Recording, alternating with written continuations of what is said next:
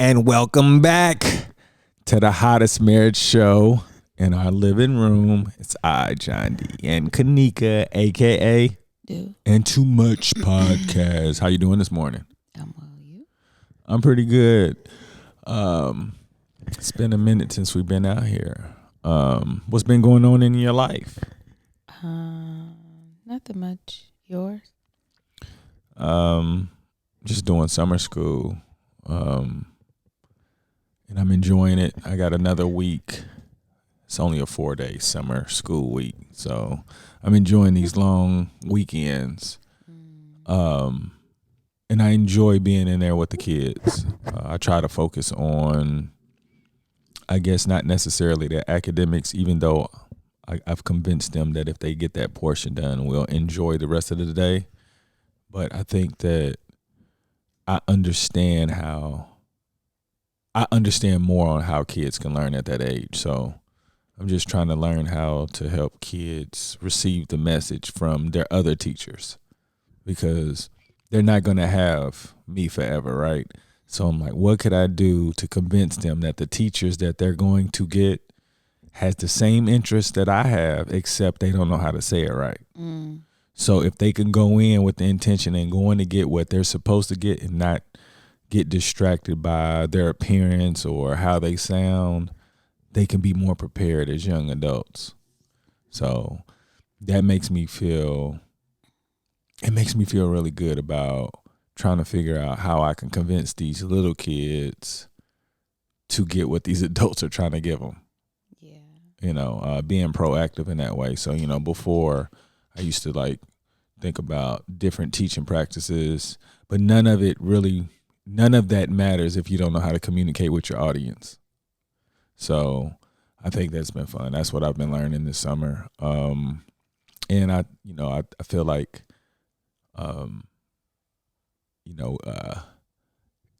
trying to understand young kids' perspectives, because they say things that you think they understand and they have no idea. They just heard it on the radio. Yes. So it's like me realizing that even the kids that I was dealing with, they didn't know what they were talking about either. They just sounded like they knew what they were talking about. So learning that these kids are really kids, and a lot of times adults will automatically assume that these kids are more mature than they are when they're not. Yeah, it's interesting. They can use things in the correct context. Correct. And have no idea what No idea at all. They know how to put it in a sentence, though. Yes, and that's in that part of comprehension I don't think people understand. That's why I feel like English language is very difficult. That's why looking at all the other languages that I've been dealing with, it's very difficult to get it wrong in other languages, but here it's so ambiguous because depending on the culture you're in, we made so many words that's supposed to mean this means something else. So you have no idea the context. Even if you do know the person, you don't know how serious it is to them. That's true. Somebody said, man, he's cold. And like, how cold is he? Like, is he the coldest, or is he just cold enough for you to say he's cold? It's so broad. But yeah, that's what's been going on with my summer. And getting prepared to go do this. Oh, you know what? I'm considering going to Nashville to pay my last respects to David Thornton. I don't know yet, because that's a long drive, and I just don't know if I'm up for it. But I've been trying to figure out if that's one of those things where I can look back and be like, I'm okay with not going, because I really do feel like driving in such a short period of time, that long of a distance, isn't healthy.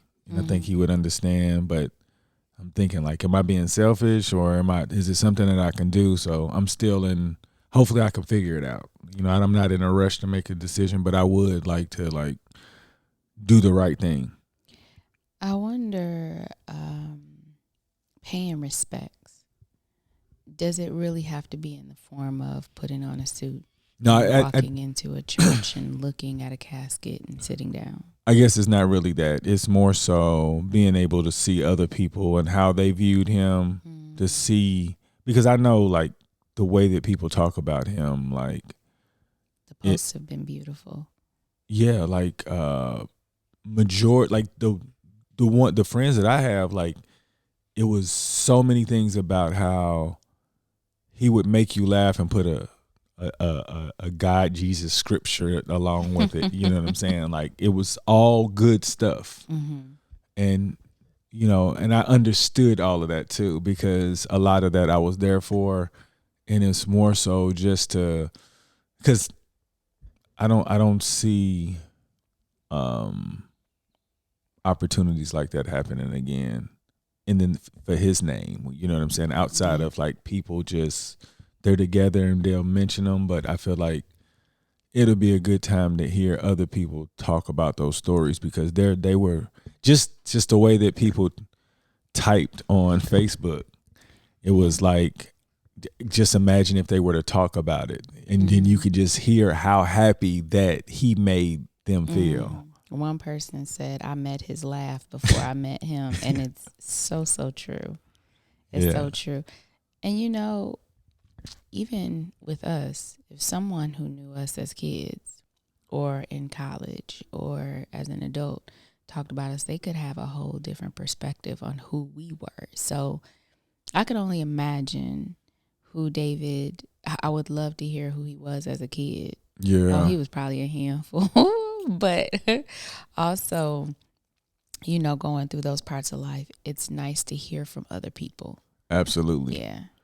Yeah. So, just, I guess, trying to figure that out. And shout out to you too, David. It was so crazy because I just spoke to him, and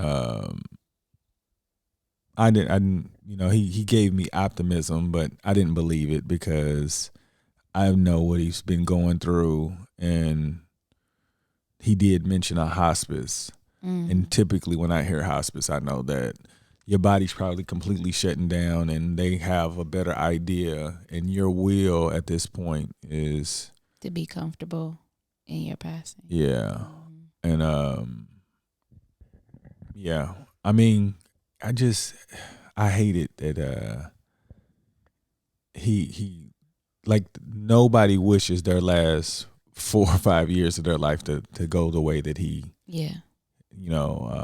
lived it. And I love this dude for real, because I was like, he was my adult best friend in Abu Dhabi. Yeah. You know what I'm saying? Like, most certainly. And he was the only one, I guess I could say, like, who really understood that I wasn't really a mean person. Because he told me, he was like, I ain't gonna lie, John, people wonder why I still mess with you. I was like, really? I was like, they just don't understand. Like, they don't know that you don't do those things on purpose. You're just curious and you say things. And I was like, dang, I'm glad you understand. And then when I finally figured it out, his health was in decline, and by that time, like, it was just, I had no idea it could get to this so fast. It was like rapid, but he said he was gonna write a book. He had a book, or he was writing a book, and I was like, what's it called? And he said, Still Breathing. Yeah. So, but shout out to him. Rest in whatever place you are, and know that I'm gonna keep going hard for us, pimping. All the peace. Yeah. Anything you got on your brain? Well, I'm curious, coming off of that, you've lost a few friends over the last year and a half or so. Yeah. We were talking about my mother is 71. She doesn't look it. But the closer we get to these higher ages, the less we feel like it's super old. Like someone said, someone who's 70 is super old. And I look at my mom, and she ain't that. And so. And the person was older than us. Yeah. But when I'm looking at you, and even thinking about myself, we're coming into those years where we're going to lose friends at a more increased pace, yes. rapid rate. Yeah, definitely. So what do you think about that? Like, are we old? I don't look at it that way because I feel good. Yeah. Like mentally, I've never felt as good as I feel today. And I feel like I'm putting the right things in my body. So when I wake up in the morning, my body's not aching like when I hear people. Mm-hmm. So to me, maybe I'm in arrested development of the mind state of where I am health-wise. Mm-hmm. And when I watch people just fall, and you know, as you get older, people could say you're judging people, but if you're out of shape and you're older, you're more seasoned, you're either gonna have to lose the weight or you're gonna die soon. And you know, unfortunately, like you can just see the people. All my friends have died. That like it's either. I mean, but sometimes it's not even. No, health. I'm saying like. Yeah. Well, no, I'm saying the ones through health is caused other things to break down in their body. Oh yeah, most certainly. That's what I'm saying. Like it's either an accident or health. Mm-hmm. You know, and overall, like even if people dying from COVID, it's because their immune system was not being supported by bad eating practices or whatnot. And like, it could be other things that impact their immune system, but yes. Well, I agree, but I'm just saying that typically everybody's health is impacted by what they put in their body. Oh yeah. And at our age, the doctor is telling you to change your diet, you know, for the better, if you want to live longer. And, you know, I have these friends where they say, you know, you only live once. I say, you do, you're right. But you don't want to like go through pain because you don't know when it's going to be over. Yeah. Like, could you imagine having like a remarkable 40-year career and then your next 40 years you're in pain because, and you like, I want to go. Because I do think about people who always complain about their body hurting. Mm-hmm. And I don't want to go through that. I watched this woman. It was her 94th birthday. And they were singing happy birthday to her. And they said, happy birthday. And she said, hopefully it's my last one. And everybody started laughing. But she's serious. Look, you don't look. Check this out. Like, you're not near 100 and not serious when you say that. Like for real. Like you either looking forward to it or you don't. You know, you don't just say I want to die unless you like that. I don't want this anymore. Yeah. You know, so I just don't feel like I'm going to play around like that unless I'm really like if I tell you like, hey, I think it's that time. Like I'm tired. Yeah. Like I need you to know that like you need to empathize with me because I don't take this lightly. Yeah. Because I enjoy, like, just listen to me. I love living. I want to live to 160. So if I ever say, hey, this is my last birthday for real. Like, you know something changed. Yeah. Yeah. You know, so when I hear people like, my granny, she always gives thanks to the Lord for living another day, but she complains about her body hurting all the time. Yeah. And I'm like, if her body hurts every day and she gives thanks that she can wake up, like she wants to live. Yeah. You know? So to me, I feel like when somebody says, like, this is the last go round. I can't do this anymore. Hey, don't meet me here next year.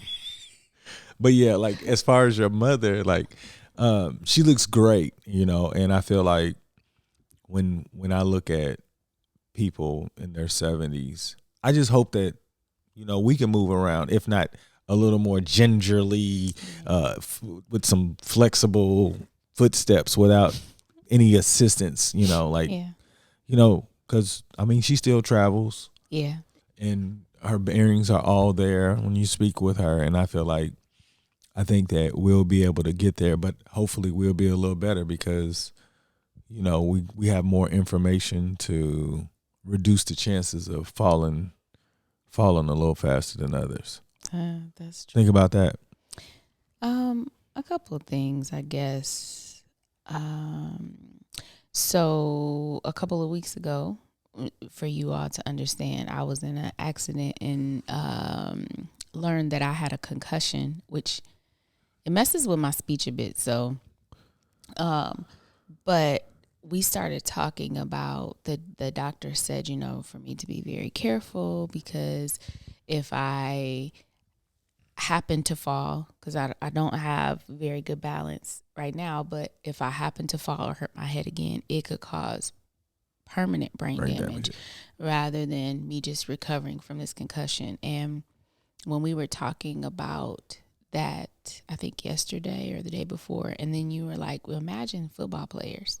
Yeah. When we were in Georgia, football is really big in Georgia. And when Dallas turned 3, we took him for football practice. We wanted him to try. Dallas ended up taking one of the cones over to the baseball field and playing in the sand. But they were like really serious. Kids were running with little parachutes behind them, and like they were real. And the thought of putting Dallas in a position to play that sport and experience what I'm experiencing, or even worse, like I was shaken up in a car, like somebody's full force body coming and knocking me down.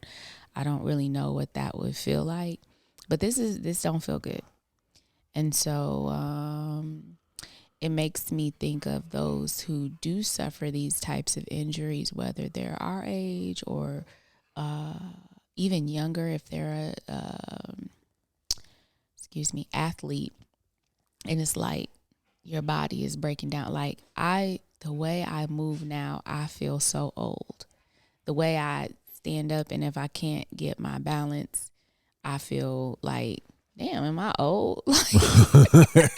Like, is this what, and I know I'll recover. I know that it's not all the time. It's not going to be like this all the time.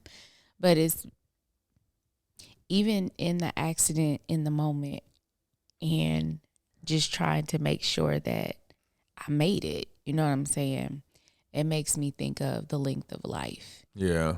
But David's passing really made me think of the length of life, because he was just like young and vibrant and excited. And one of our friends posted about him, and she said they didn't go home for Christmas, and they went to dinner, and he said, you want to go to Ethiopia? And she was like, yeah, like spring break, what you thinking in the summer? He said, it's a flight that leave tomorrow at 6 a.m. And then they were like, all right. And they just disappeared, right? She said it was the best trip she had ever taken. And it's just, all of this is kind of making me feel like, what's old? And are we really supposed to live our life like you only live once? What constitutes you really living your life to the fullest? Like, did he, and then those last 5 years, they were a struggle. Did he feel like it was worth it? Like, there's so many.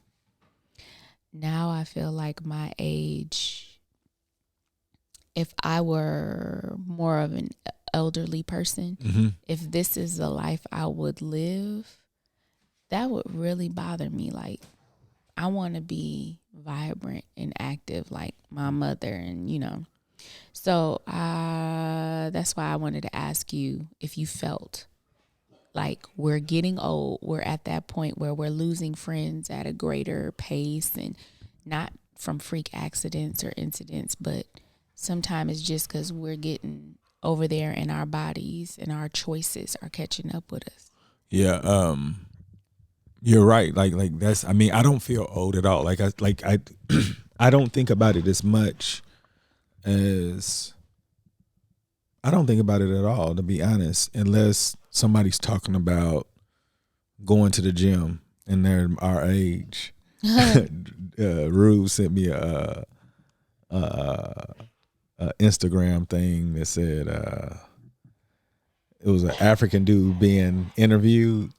He said, what do you do for a living? And he's huge, right? He said, I'm Jim. He said, you can't say I'm Jim. That is not a place of work. Like, that's what he is. I'm Jim.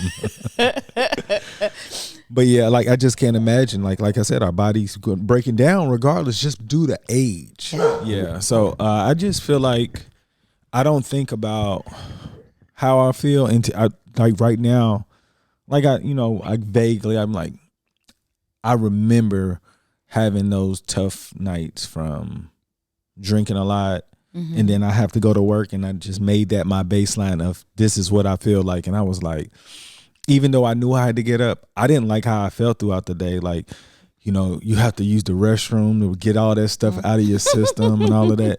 Now, when I get up, it's so like, it's wonderful. It's like you're getting up to do what you want to do, and it's like a different type of feeling I can't explain. Yeah. And like, even when my youngest days, I don't think I ever felt like the way that I feel when I get up now. Even though like my body could take it, I was like, dang, just imagine if I could feel like this when I was younger, because I just enjoyed getting up, working on this thing that I know is going to develop. But, when you're young and you don't have any guidance, you beat your body up from all kind of foreign substances. Oh, yeah. Yeah. Look, when we went to the emergency room, and it was so funny when he was talking to us about going home and what I need to do. He said, any drugs, any alcohol? I said, no. And you were like, wine. Like, yeah, please don't drink any wine. Oh, look, the idea of not being able to have a glass. Like, I get up, I'm with you on the drinking a lot. I remember being able to drink a lot. And then at night, I would take 2 Tylenol in the morning and I'd be perfectly fine. I never did that, so that's crazy. Yeah, it don't look like that no more. So wine works well for me, but now, not even having that, I'm just sitting here like, my mornings are good though. It's funny, the little things you get used to and you think that's your baseline, and then you realize you remove something and it's like, oh no. Yeah. Yeah, you feel much better. Even like scrolling on the phone at night. I was really big on, like, I would be in the bed for like an hour and a half, 2 hours scrolling on my phone until I was really ready to go sleep. And then I was in a training called emotional intelligence. Mm-hmm. And one of the suggestions for one of my weaker areas was to stop doing that. And so I had gone like months without doing it. And it made my sleep better. Everybody. So you recognize the difference. Mm-hmm. That's good to hear, because I never asked you that. Yeah, it's I guess I feel like I'm not gonna be able to fall asleep, and so I'm gonna scroll until I'm like exhausted. But truthfully, it's just like the idea of turning off anything that has to do with a screen, and then when we go in the room, our room is really dark, and so going in there, it's really your whole body be like, we're about to go to bed. So, it actually makes me falling asleep, it feels better. So yeah, but look, I didn't mean to make this a "are we old" type of thing, but yeah. No, I think this is something that our age group needs to take a little more seriously, especially people who watching our age group. Mm-hmm. You know what I'm saying? And we don't want to give bad practices at our age, because people below us that don't have anybody to look at, they're watching whoever's closest to them. And if we don't have any better practices, why are the people younger that don't have any guidance supposed to get better? That's true.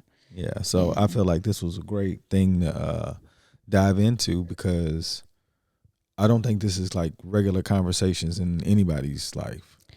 Well, I always say that adolescents, and we know adolescents, they have that invincibility factor. They feel like they're invincible. That won't happen to me. I'm going to make it, blah, blah, blah. And, but I don't necessarily think that mind frame actually stops.